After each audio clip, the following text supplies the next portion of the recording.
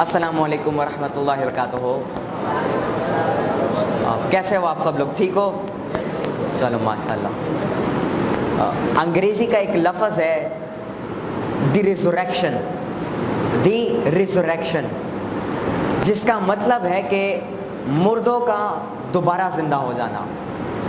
اب دیکھیں، مردوں کا دوبارہ زندہ ہو جانا ایک ناممکن کام ہے کہ نہیں ہے؟ ناممکن کام ہے نا، مردوں کا دوبارہ زندہ ہو جانا. اسی لفظ پہ ترکی کے جو لیڈر ہیں طیب اردوغان، عالم اسلام کے آج کل ایک بہت بڑے لیڈر ہیں، انہوں نے انویسٹمنٹ کر کے ایک سیریز بنائی ہے دی ریلیز ارطغرل، جس کو آپ انگلش میں ٹرانسلیٹ کرو تو بنتا ہے دی ریزوریکشن ارطغرل. ارطغرل جو ہے ایک واریر تھے، ایک بہت بڑے جنگجو رہ چکے ہیں ترکش کے.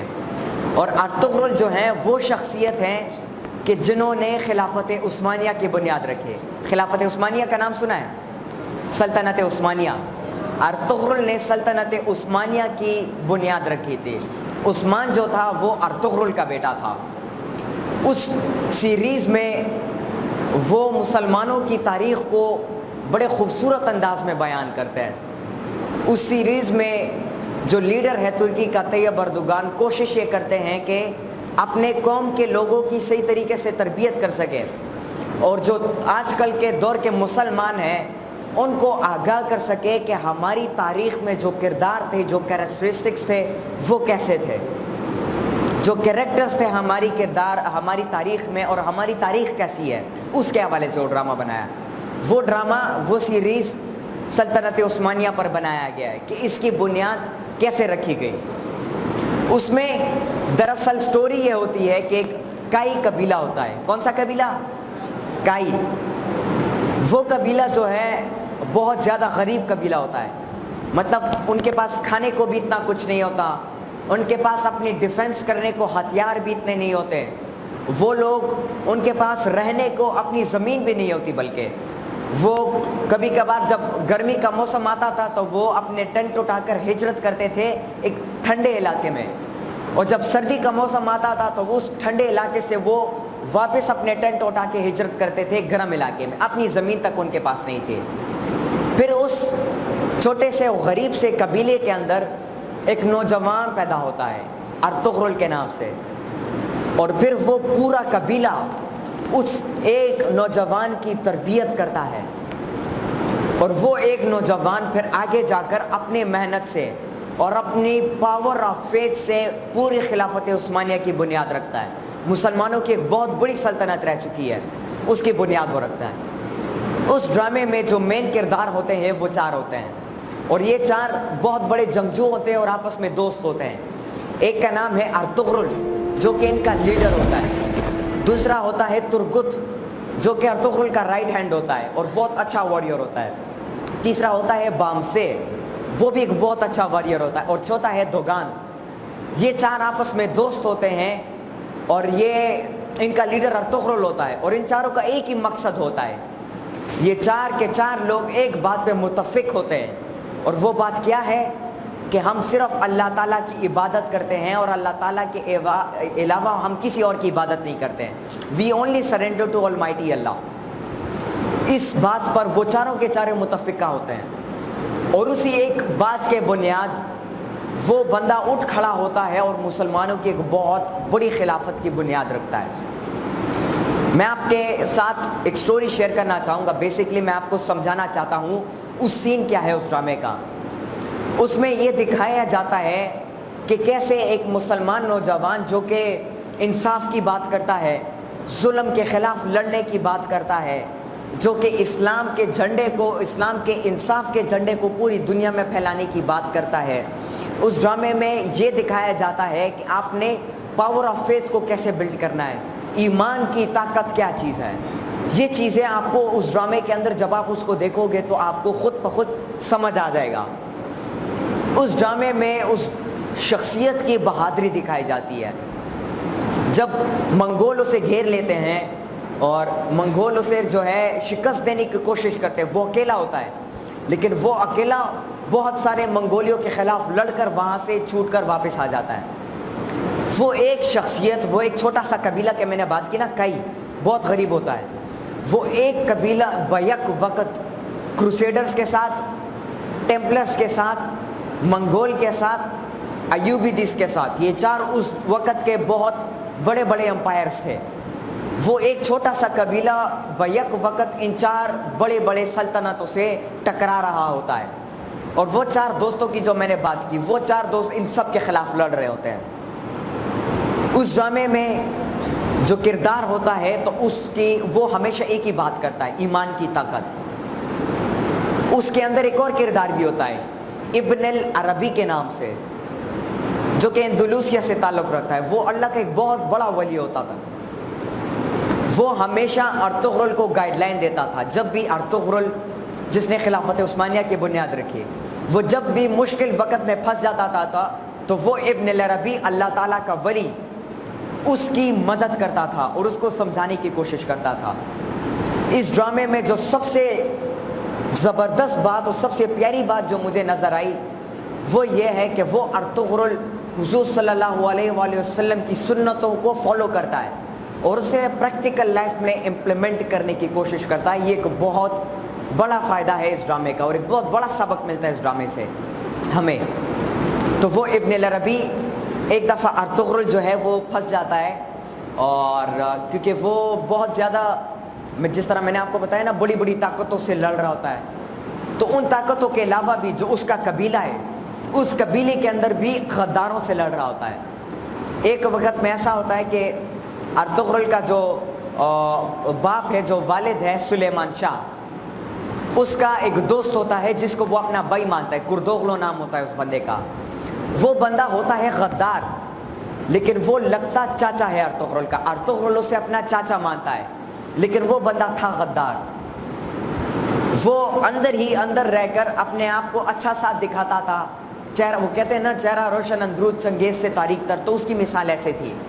بظاہراً تو وہ ارطغرل کا چاچا تھا، لیکن اندر سے وہ منگولیوں کے ساتھ، عیسائیوں کے ساتھ، ان سب کے ساتھ ملا ہوا تھا اور غداری کر رہا تھا۔ تو ارطغرل کو بیک وقت بہت زیادہ مشکلات تھے، لیکن وہ ایک نوجوان اپنے ان تین دوستوں کے ساتھ مل کر بہت بڑے سلطنتوں سے ٹکراتا ہے۔ وہ چار دوست مل کر جو ہیں کراچا حصار، ایک قلعہ تھا کراچا حصار جو کہ عیسائیوں کا تھا، وہ چار دوست مل کر اس قلعے کو فتح کرتے ہیں۔ پھر وہی چار دوست مل کر سوگت، جو کہ ترکی میں ایک علاقہ ہے، وہاں پر ایک قلعہ ہوتا ہے جو کہ بغاوت پھیلا رہا ہوتا ہے ارطغرل کے خلاف، مسلمانوں کے خلاف، کیونکہ عیسائیوں کا اور جو منگول تھے ان کا یہ ماننا تھا کہ ترکی اور خاص کر مسلمان یہ جب آپس میں متحد ہوں تو پھر ان کو دنیا کی کوئی طاقت نہیں گرا سکتی، لیکن جب ان کو آپس میں لڑوایا جائے تو یہ ایک دوسرے کے گلے کاٹ کر ایک دوسرے کو ہی مار دیتے ہیں۔ تو یہ ایک بہت بڑی خامی تھی ان کی، وہ عیسائی، وہ غدار اور وہ دشمن ان مسلمانوں کی اس ویکنس کے اوپر کام کر رہے تھے، لیکن ارطغرل اکیلا ان آرمیز کے ساتھ لڑ رہا تھا۔ کس چیز کے بنیاد پر اب وہ لڑ رہا تھا، یہ بات سمجھنی ضروری ہے کہ کیسا ایک اکیلا انسان فیصلہ کرتا ہے اور ایک چھوٹا سا قبیلہ فیصلہ کرتا ہے اور جا کر مسلمانوں کی اتنی بڑی سلطنت کو قائم کرتا ہے۔ کیسے؟ وہ چیز ہے the power of faith، ایمان کی طاقت، کہ جب آپ اس بات پر یقین کرتے ہو، یقین رکھتے ہو کہ نہیں ہے کوئی لائق عبادت کے مگر اللہ، اور اس بات پر عمل کرتے ہو، اور جو انصاف کی بات کی گئی، جس شریعت کو آپ اپناتے ہو، آپ جو ہے حضور صلی اللہ علیہ وآلہ وسلم کی سنتوں کو اپناتے ہو، وہ پاور آف فیتھ وہ نوجوان اپنے اندر بلڈ کرتا ہے، اپنے اندر بیدار کرتا ہے اسے، اور وہ جا کر اتنی بڑی سلطنت کو قائم کر دیتا ہے، اتنی بڑی سلطنت کو کھڑی کر دیتا ہے۔ پھر اسی پاور آف فیتھ کو، اسی اسٹریٹجی کو، اسی کانسیپٹ کو علامہ اقبال رحمۃ اللہ علیہ خودی کا نام دیتے ہیں۔ خودی کا لفظ سنا ہے؟ بہت دفعہ سنا ہوگا، کتابوں میں پڑھا ہوگا۔ میں آپ کو سمجھاتا ہوں کہ یہ خودی کیا چیز ہے۔ جس طرح میں نے بتایا کہ اسی ایمان کی طاقت کے کانسیپٹ کو علامہ اقبال نے خودی کا نام دیا، کہ آج جب آپ اپنے آپ کے اندر کی کوالٹیز کو ظاہر کرتے ہو، بلکہ اپنے آپ کو ظاہر کرتے ہو اور اپنی خودی کو بیدار کرتے ہو۔ دیکھو خودی کو بیدار کیسے کیا جاتا ہے اور پھر اس خودی کی حفاظت کیسے کی جاتی ہے۔ فار ایگزامپل، آپ دودھ والے ہو، آپ کو پتہ ہے کہ میں جب دودھ میں پانی ڈالوں گا تو پانی ڈالنے سے دودھ زیادہ ہو جائے گا اور میں زیادہ کمانے لگ جاؤں گا، لیکن آپ یہ سوچتے ہو کہ نہیں، کوئی نہیں دیکھ رہا لیکن اللہ تعالیٰ تو دیکھ رہے ہیں۔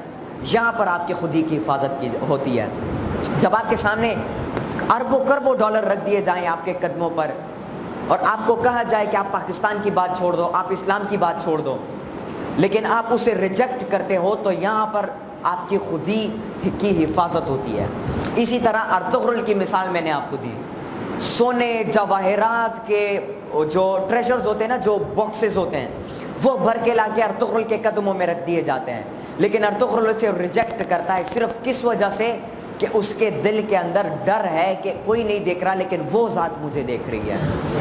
جب آپ اس یقین کو اور اس ڈر کو اپنے دل کے اندر بٹھاؤ گے تو پھر آپ کی خودی کی حفاظت ہوگی یہاں پر، اور پھر آپ کو وہ مقام ملے گا کہ جو کہتے ہیں نا کہ بظاہراً تو فقیر نظر آتے ہیں لیکن اندر سے وہ ایک بہت بڑے بادشاہ ہوتے ہیں۔ پھر آپ کو وہ مرتبہ ملتا ہے، پھر آپ کو وہ مقام ملتا ہے، پھر آپ کو وہ مقام ملتا ہے جس کی اقبال رحمۃ اللہ علیہ بات کرتے ہیں، پراسرار شخصیت کی جس بات کرتے ہیں، پھر آپ کی اعضاء سے پوری شبستان وجود لرزنے لگ جاتی ہے، پھر آپ کے دل کے اندر ایک ہی ڈر ہوتا ہے، وہ ہے اللہ تعالیٰ کا ڈر، اور پھر آپ کو یہ حکم ہوتا ہے کہ میں نے اذان دینی ہے چاہے جو بھی ہو۔ علامہ اقبال رحمۃ اللہ علیہ کا ایک شعر ہے کہ اگرچہ بدھ ہو جماعت کے آستینوں میں، مجھے ہے حکم اذان لا الہ الا اللہ، کہ اگرچہ بدھ ہو، بدھ جانتے ہو جس کی سجدہ کرتے ہیں، اگرچہ بدھ ہو جماعتوں کے آستینوں میں، جو آستین ہے، جو پلرز ہے جماعت، اس میں بدھ کیوں نہ لگے ہو، لیکن پھر بھی مجھے حکم ہے اذان لا الہ الا اللہ، پھر بھی میں نے لا الہ الا اللہ کی اذان دینی ہے اور پوری دنیا میں دینی ہے۔ تو اسی ایک کانسیپٹ کے بنیاد پر، دا پاور آف فیتھ، خودی کے بنیاد پر وہ چھوٹا قبیلہ کھڑا ہوتا ہے اور اتنا بڑا ناممکن کام کر کے دکھاتا ہے کہ آج اس کے اوپر سیریز بنتی ہے اور سیریز کو نام دیا جاتا ہے دی ریزریکشن، مردوں کا دوبارہ زندہ ہو جانا، یعنی ناممکن کا ممکن ہو جانا۔ کیسے ممکن ہے؟ ایک چھوٹا سا قبیلہ بہت زیادہ غریب ہے، کچھ بھی نہیں ہے اس کے پاس، یہ کیسے ممکن ہوا کہ وہ اٹھ کھڑے ہوئے اور اتنے بڑے بڑے سلطنتوں سے ٹکرائے اور ان کو شکست دی اور آگے جا کر اتنا بڑا مقام حاصل کیا؟ اچھا، میں آپ لوگوں کو بتا رہا تھا کہ میں آپ لوگوں کو واقعہ بتاتا ہوں اس سیریز کے حوالے سے۔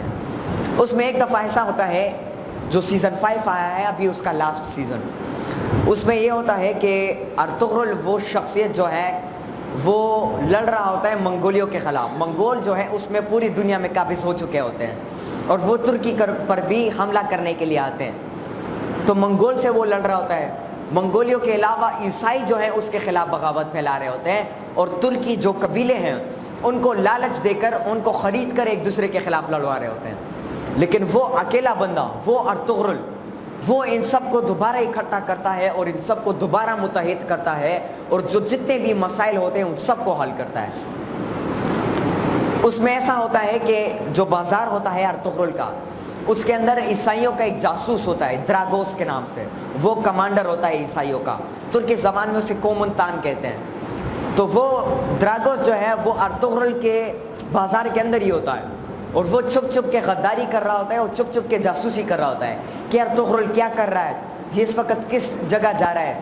جب ارطغرل کسی جگہ فیصلہ کرتا تھا جانے کے لیے تو وہ بندہ اپنی ٹیم کو آرڈر دیتا تھا، اور پھر اس کی جو ٹیم ہوتی تھی یا آرمی ہوتی تھی، وہ آرمی آ کر اس کے اوپر حملہ کرتی تھی، لیکن وہ پھر بھی ان سب کو مار کر ان سب کو شکست دے دیتا تھا، وہ جیت جاتا، وہ جیت کے واپس آتا تھا۔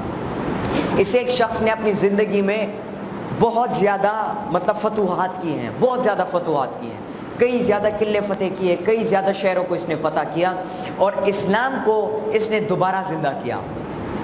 دیکھیں، اسلام کے جو ہے 3 ادوار گزرے ہیں۔ ایک دور وہ تھا جس کو ہم قرون اولیٰ کے نام سے جانتے ہیں، کہ جس میں اسلام پوری دنیا میں پھیلتا ہے، اسلام کی تہذیب، ہم سب کی تہذیب پوری دنیا میں پھیلتی ہے۔ لیکن پھر دوسرا دور وہ آتا ہے کہ جب کفار جو ہیں، جو کافر ہیں، وہ مسلمانوں کے خلاف اٹھ کھڑے ہو جاتے ہیں اور ان پر حملے کرنا شروع کر دیتے ہیں، ان کو کمزور کرنے کی کوشش کرتے ہیں۔ وہ دور ایسا تھا کہ جس میں ہم اپنے ہی گھر کے اندر اپنی حفاظت کرتے تھے، ہم گھروں سے باہر نہیں نکلتے تھے۔ پھر تیسرا ایسا دور آیا جس میں اسلام اور جو مسلمان ہے وہ زوال پذیر ہونے لگے، وہ نیچے ڈاؤن فال کی طرف جانے لگے۔ جس طرح خلافت عثمانیہ گر گئی 1920 میں، اس سے پہلے مغلوں کی سلطنت گر گئی، اس سے پہلے ڈھیر سارے جو مسلمان کے جو شہر تھے، جو علم کے جو شہر تھے، بغداد ہو گیا، ایسے بڑے بڑے شہر، ان کو جلا دیا گیا۔ ایک بہت بڑی درسگاہیں تھیں، ان سب کو جلا دیا گیا، مسلمانوں کی پوری تاریخ کو انہوں نے جلا دیا۔ تو وہ دور جو تھا وہ تیسرا دور مسلمانوں کی ڈاؤن فال کا دور تھا۔ لیکن اسی ڈاؤن فال کے دوران ایک شخص اٹھتا ہے، خودی کی بات کرتا ہے، اللہ تعالیٰ کے ساتھ تعلق قائم کرنے کی بات کرتا ہے، اکاؤنٹ بنانے کی بات کرتا ہے، سیرت النبی کو اپنی زندگی میں امپلیمنٹ کرنے کی بات کرتا ہے۔ اور اسی ڈاؤن فال کے دوران کے بظاہر پوری مسلمان دنیا گر رہی ہے، اور اس کے درمیان میں سے ایک ملک بناتا ہے پاکستان کے نام سے، اور اس ملک کا نظریہ پیش کرتا ہے، اور اس ملک کے نظریے کی بنیاد رکھتا ہے فلسفہ خودی پر، وہ ہے علامہ اقبال رحمۃ اللہ علیہ۔